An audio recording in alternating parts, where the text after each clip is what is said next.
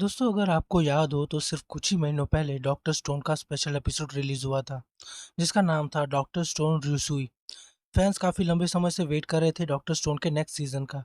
अब हालांकि हमें पूरा सीजन तो नहीं मिला, लेकिन स्टोन वॉर्स के बाद क्या हुआ है वो हमें उस एपिसोड में दिखाया गया है। और मैं स्ट्रांगली सजेस्ट करूंगा कि अगर किसी ने भी अब तक वो स्पेशल एपिसोड नहीं देखा है तो जाकर देख लो, क्योंकि वो एपिसोड पूरी तरह से कैनन है। और मेरी ये एक्सप्लेनेशन भी रिसुई के बाद की ही है, क्योंकि स्टोरी उसके बाद से ही कंटिन्यू की जाएगी नेक्स्ट ईयर जब डॉक्टर स्टोन का नेक्स्ट सीजन रिलीज होगा। और किसी को स्पेशल एपिसोड का रिव्यू देखने में इंटरेस्ट है तो उसकी लिंक मैंने यहाँ ऊपर कार्ड पर दे रखी है, जाकर देख लेना। तो चलो आओ यार, शुरू करते हैं।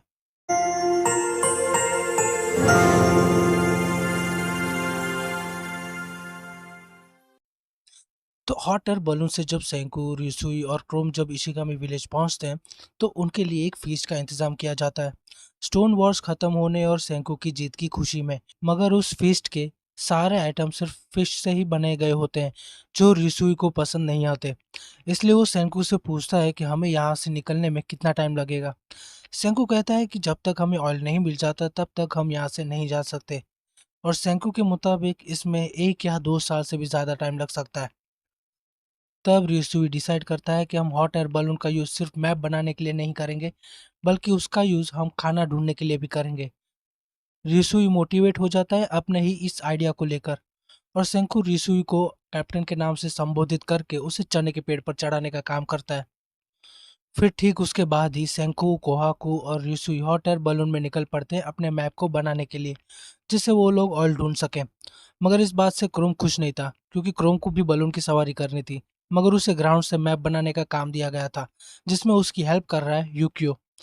बट जैसा कि हम इमेजिन कर सकते हैं, रिसुई की सबसे पहली प्रायोरिटी थी खाना ढूंढना, ताकि उसे वो खाना फिर से ना खाना पड़े। और देखते ही देखते कोहाकू ऊपर से और क्रोम और यूक्यू जमीन से मैप को बनाना शुरू कर देते हैं। और फिर कुछ टाइम के बाद मैप का एक पार्ट खत्म हो जाता है, जहाँ विलेज के आसपास का हिस्सा चार्ट में बनाया गया है। और साथ ही इस प्रोसेस में रिसुई को पता चलता है कि वो अकेला नहीं है जिसे वो खाना पसंद नहीं है। कोहाकू बताती है कि उसने अपने बड़ों से कहते हुए सुना है कि जब वो पैदा हुई तब विलेज काफी बड़ा हुआ करता था, मगर खराब वक्त की वजह से विलेज के लोग भूखमरी से मरने लगे। ये वक्त लगभग पूरा साल चला था, जिसकी वजह से विलेज की पॉपुलेशन काफी कम हो गई। और तब सेंकू एक्सप्लेन करता है कि ह्यूमंस की भी एक लिमिट होती है, फिशिंग और हंटिंग की। मगर ह्यूमैनिटी की ग्रोथ को बढ़ाने के लिए हमें एग्रीकल्चर और फार्मिंग की ज़रूरत है, जिससे हम बासी और जहरीला खाना खाने के बजाय ताज़ा और पौष्टिक खाना खा सकें। सेंकू की यह बात सुनकर रिसुई एक बार फिर मोटिवेट हो जाता है। सेंकू से कहता है कि हम बलून का इस्तेमाल करके जीवन के बीज को ढूंढेंगे। अब वक्त आ गया है सेंकू के एज ऑफ एग्रीकल्चर का।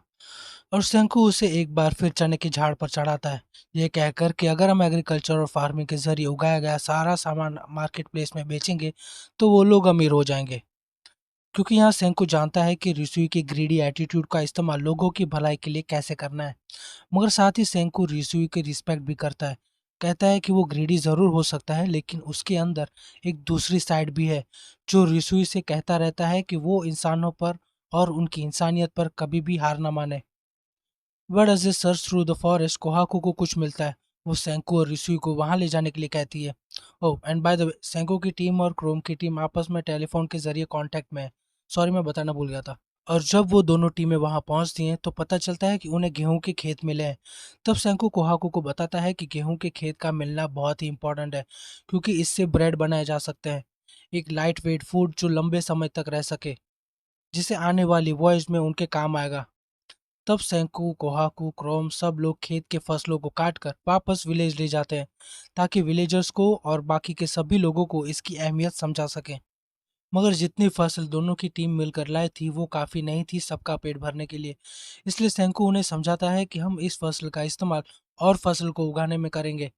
मगर जहाँ पर इशिगामी विलेज है वहाँ पर फार्मिंग नहीं की जा सकती, क्योंकि उनका विलेज पहाड़ों से घिरा हुआ है। तो ऐसे में मौसम के दौरान बारिश का पानी सीधा उनकी उगाई गई फसल पर पड़ेगा, जिससे उनकी मेहनत पर बारिश का पानी फिर जाएगा। इसलिए सेंकू उन्हें सजेस्ट करता है कि उन्हें कोई ऐसी समतल जगह चाहिए जहाँ पर ज़मीन फार्मिंग के लायक भी हो, मगर वहाँ कुदरत का कहर भी ना टूटे। फिर कोहाकू उस कटी हुई फसल को यूजुरिया, टाइजू, किंड्रो, गिंड्रो और मैग्मा की टीम जहाँ पर है वहाँ पर ली जाती है, ताकि नए सिरे से फार्मिंग की शुरुआत की जा सके।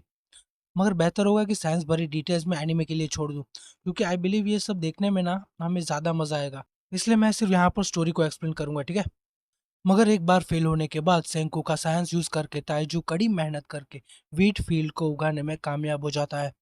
फसल की कटाई के बाद जब सेंकू उस व्हीट फील्ड से ब्रेड बनाने की कोशिश करता है, तो वो कुछ ऐसा बनता है। अब खैर एडवांस जनरेशन को तो सेंकू की बनाई गई जली हुई ब्रेड पसंद नहीं आती, बट इट सीम्स वहाँ के विलेजर्स को ये खाकर मज़ा आ रहा है, तो एटलीस्ट सेंकू की मेहनत वेस्ट नहीं गई। बट उनके इस एक्सपीरियंस ने उन्हें ये एहसास दिलाया है कि इस तरह का खाना वो अपने वॉयस पर नहीं ले जा सकते। ये तो बात की बात है, पर उन्हें लगता है कि इस तरह का खाना खाकर वो लोग अपने वॉयस के दौरान ज़िंदा बचेंगे भी या नहीं, उस पर भी क्वेश्चन मार्क है। तो इसलिए सेंको और यूसुई डिसाइड करते हैं कि उन्हें एक प्रो शेफ की ज़रूरत है, जो उन्हें अच्छा हो या ना हो बट एक डिसेंट खाना खिला सके। और उस चैप्टर के लास्ट पेज पर हमें दिखता है कि कोहाकू द लायनेस को सेंकू का बनाया हुआ ब्रेड, आई मीन जला हुआ ब्रेड कुछ ज़्यादा ही पसंद आ गया है। रिसुई को बैडली एक प्रो शेफ की ज़रूरत थी, क्योंकि हम जानते हैं कि ये लौंडा मॉडर्न डे में अच्छा और फैंसी खाना खाकर बड़ा हुआ है। तो ऐसे में आई डाउट कि वो अपनी पूरी ज़िंदगी सेंकू के हाथ की जली हुई ब्रेड खाना पसंद करेगा। बट इन सब में हम एक बात भूल गए हैं कि स्टोन वॉर्स में योगा ने वो गुफा डायनामाइट से उड़ा दी थी जहाँ रिवाइवल फ्लूइड मिलता है। तो अब उनके पास रिवाइवल फ्लूइड नहीं है, जिससे वो किसी को भी रिवाइव नहीं कर सकते। मगर यहाँ पर हमारे बिग ब्रेन रिशुई को शक है कि इस स्टोन वर्ल्ड में किसी के पास रिवाइवल फ्लूइड का एटलीस्ट एक डोज अभी भी किसी ने छुपा कर रखा हुआ है। और तब मेंटलिस्ट यानी हमारा गैन रिपोर्टर के पास सेंकू का बना हुआ फोन लेकर जाता है और रिसुई उससे रिवाइवल फ्लूइड की मांग करने लगता है, क्योंकि समहाउ रिसुई जानता है कि वो जब सुकासा के लिए काम करती थी तब वही डिसाइड करती थी कि किसको रिवाइव करना है और किसको नहीं। और हमें भूलना नहीं चाहिए कि इसी रिपोर्टर की वजह से हमें रिसुई का स्पेशल एपिसोड देखने मिला है। तो रिसुई को शक है कि हो ना हो इस बात का फायदा उठाकर उस रिपोर्टर ने रिवाइवल फ्लूइड का एटलीस्ट एक आधा डोज जरूर निकाला होगा सुकासा के नाक के नीचे से, जिससे वो किसी ऐसे इंपॉर्टेंट को रिवाइव कर सके जिसके पास दुनिया भर की इंटेल हो। और ऐसे रिपोर्टर के लिए वो इंटेल किसी गोल्ड से कम नहीं होगी, जो इनफ रीजन है रिपोर्टर के लिए रिवाइवल फ्लूइड को सुकासा के पास से चुराने का। मगर ये सब सुनने के बाद भी रिपोर्टर डिनाई कर देती है। मगर फिर मेंटलिस्ट अपनी ट्रिक यूज करता है और उस रिपोर्टर को अपने झांसे में ले लेता है। यार मैं सच कहूँ तो मुझे अब गैन का कैरेक्टर बहुत पसंद आ रहा है।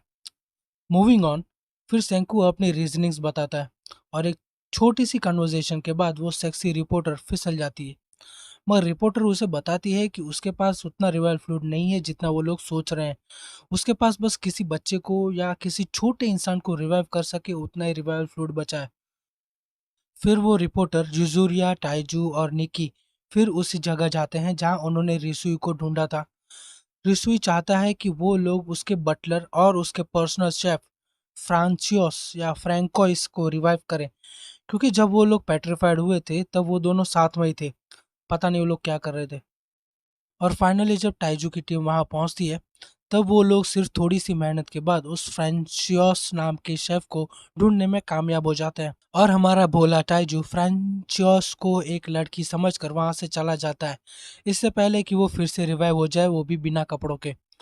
टाइजू यू डमी।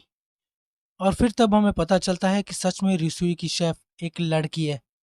तो इस तरह एंट्री होती है एक न्यू और कमाल की ब्यूटीफुल फीमेल कैरेक्टर की, जिसे देखकर गहन भी फिसल गया है। तो दोस्तों, आज की इस वीडियो को मैं यहीं ख़त्म करूँगा। उम्मीद करता हूँ कि आपको मेरा एक्सप्लेनेशन अच्छा लगा हो। अगर आपको ये वीडियो पसंद आई है तो लाइक कर देना, नहीं पसंद आई तो डिसलाइक कर देना यार, चलेगा। अगर आपके पास कोई रिक्वेस्ट है नेक्स्ट वीडियो के लिए तो कमेंट कर देना, मैं पढ़ लूँगा। तो मैं मिलूँगा अब आपको नेक्स्ट वीडियो में। तब तक के लिए सायोनारा।